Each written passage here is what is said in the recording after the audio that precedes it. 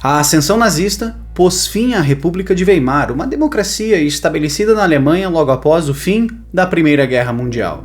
E isso transformou o rumo da Alemanha e do mundo. E nesta série documental exclusiva que começa hoje aqui no canal, eu vou trazer para vocês os detalhes do Terceiro Reich.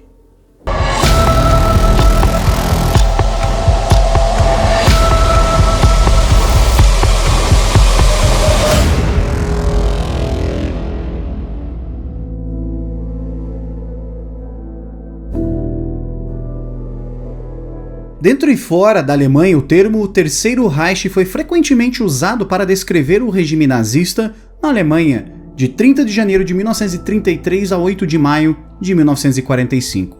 A ascensão nazista ao poder marcou o início do Terceiro Reich. Isso pôs fim à República de Weimar, uma democracia parlamentar estabelecida na derrota da Alemanha após a Primeira Guerra Mundial. Os últimos anos da República de Weimar foram atormentados por um impasse político, aumento de violência política nas ruas e depressão econômica. Esses anos também foram marcados por líderes que, sem um compromisso firme com a democracia, se dispuseram a invocar leis de emergência em substituição ao consentimento parlamentar.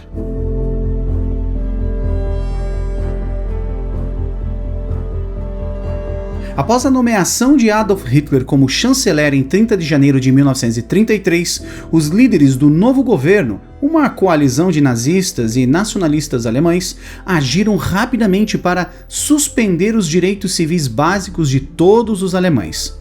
Depois de um incêndio suspeito no Reichstag, o parlamento alemão, em 28 de fevereiro de 1933, o governo alemão falsamente alegou que o incêndio era sinal de um esforço comunista para derrubar o Estado. Proclamou um estado de emergência em um decreto que suspendia os direitos civis constitucionais e permitia a Hitler decretar mais legislação sem confirmação parlamentar.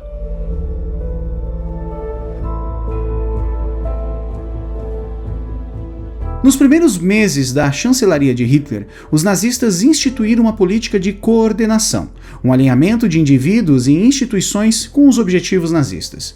Em 6 meses, os nazistas baniram ou forçaram a dissolução voluntária, entre aspas, de todos os outros partidos políticos, incluindo o seu parceiro de coalizão, os nacionalistas alemães. Cultura, economia, educação e direito ficaram sob o controle nazista. O regime alemão também tentou coordenar as igrejas alemãs e, embora não tenha sido totalmente bem-sucedido, obteve o apoio da maioria dos clérigos católicos e protestantes.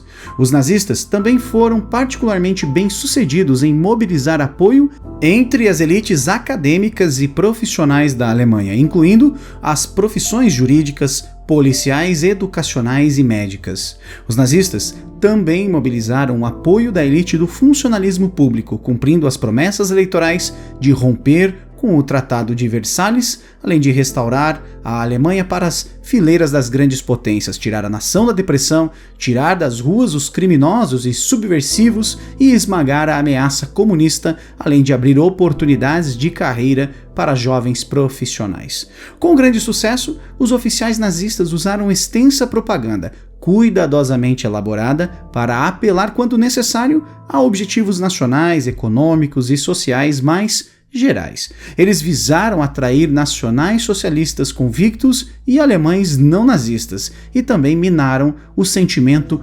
antinazista.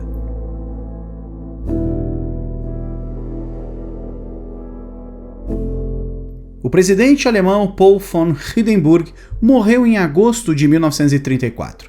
Hitler garantiu o apoio do exército com o expurgo de Homs de 30 de junho de 1934. Ele aboliu a presidência e se proclamou Führer do povo alemão. Todos os militares e todos os funcionários públicos fizeram um novo juramento de lealdade pessoal a Hitler como Führer. Hitler também continuou a ocupar o cargo de chanceler do Reich. Nesse estatuto, Hitler situava-se fora dos constrangimentos legais do aparelho de Estado, sempre que se apercebia da necessidade de adotar políticas e tomar decisões que julgasse necessárias à sobrevivência da raça alemã. Essa linha extralegal de autoridade, conhecida como Führer Executive, ou o princípio do Führer, se estendia pelas fileiras do partido, da SS, da burocracia estatal e também das forças armadas. Permitiu que agências do partido, do Estado e das forças armadas operassem fora da lei quando necessário para atingirem os objetivos ideológicos do regime, mantendo a ficção de adesão às normas legais. A noção do princípio do Führer, entre aspas, foi muitas vezes mal interpretada por observadores internos e estrangeiros, bem como pelos próprios nazistas, como significando uma obediência absoluta aos superiores. Como a liderança nazista entendia, o conceito incorporava a obediência, mas também envolvia o uso de considerável imaginação e iniciativa. Isso permitia que um indivíduo que tivesse certeza de estar, entre aspas, trabalhando para o Führer, contornasse seu superior em certas circunstâncias e em que as medidas que ele propusesse ou tomasse demonstrassem uma melhor compreensão dos objetivos de longo prazo do regime nazista. Hitler tinha a palavra final tanto na legislação doméstica quanto na política externa. A política externa nazista, aliás, foi guiada pela crença racista de que a Alemanha estava biologicamente destinada a se expandir para o leste pela força militar e que uma população alemã maior e racialmente superior deveria estabelecer um governo permanentemente na Europa Oriental e na União Soviética. Aqui, as mulheres desempenharam um papel vital. A agressiva política populacional do Terceiro Reich encorajou as mulheres, entre aspas, racialmente puras, a terem tantos filhos arianos quanto possível. Durante a guerra, no entanto, o regime nazista encorajou o engajamento ativo das mulheres alemãs, particularmente no leste ocupado, em uma variedade de atividades.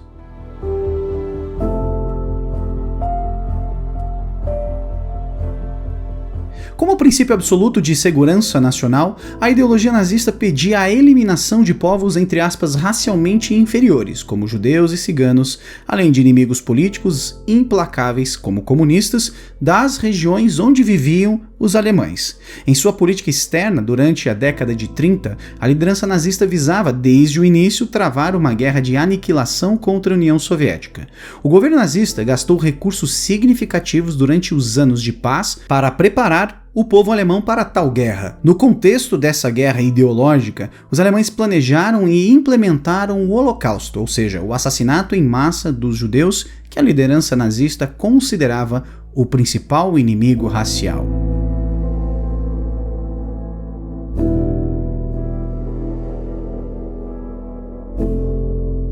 Os principais fatores que impediram o desenvolvimento da resistência organizada ao regime nazista incluem a supressão da dissidência política aberta pela Gestapo, a polícia secreta do Estado e o serviço de segurança do partido nazista, além de a considerável popularidade de Hitler entre os alemães e, por fim, o apoio esmagador de praticamente todos os alemães para defender o Terceiro Reich contra a União Soviética.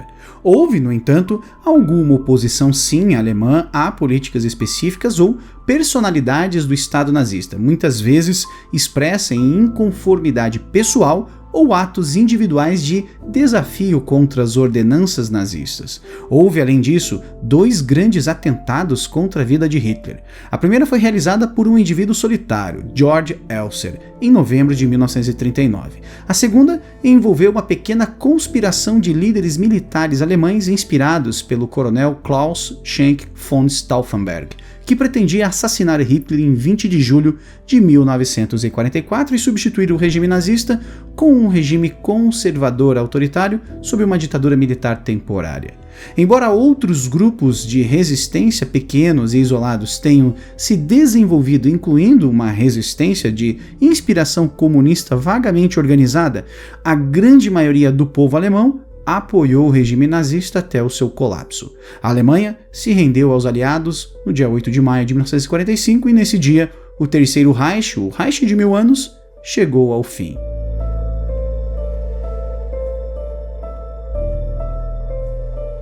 A designação Terceiro Reich foi cunhada em 1922 pelo escritor intelectual romântico conservador e ultranacionalista Arthur Moeller-Vandenbroek.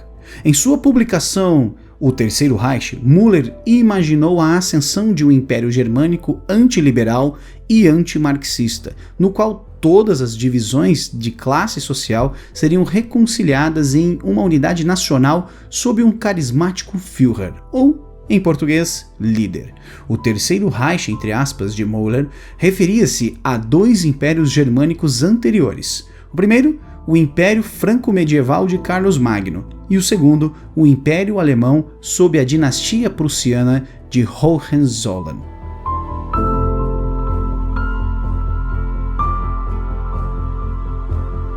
De acordo com o censo de 16 de junho de 1933, a população judaica da Alemanha, incluindo a região de Saar, que na época ainda estava sob a administração da Liga das Nações, era de aproximadamente 505 mil pessoas, de uma população total de 67 milhões, ou um pouco menos de 0,75%.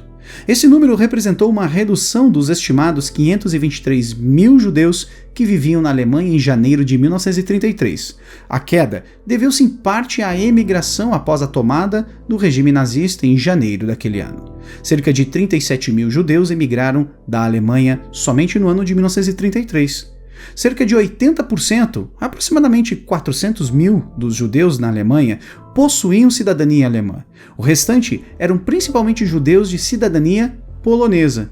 Muitos dos judeus poloneses nasceram na Alemanha e tinham status de residentes permanentes. Cerca de 70% dos judeus na Alemanha viviam em áreas urbanas, com 50% de todos os judeus vivendo nas 10 maiores cidades alemãs. O maior centro de população judaica estava em Berlim, cerca de 160 mil judeus somente no ano de 1925, representando menos de 4% de toda a população daquela cidade. Outros grandes centros populacionais judeus incluíam Frankfurt, cerca de 26 mil naquela cidade, Breslau, com cerca de 20 mil judeus, Hamburgo, com cerca de 17 mil judeus, Colônia, com cerca de 15 mil, Hannover, 13 mil, e Leipzig, com cerca de 12 mil judeus. No entanto, em 1933, 1 em cada 5 judeus alemães ainda viviam em cidades pequenas ou até mesmo no campo. No próximo vídeo, nós vamos nos aprofundar sobre os fundamentos do Estado nazista. Fique conosco e até a próxima.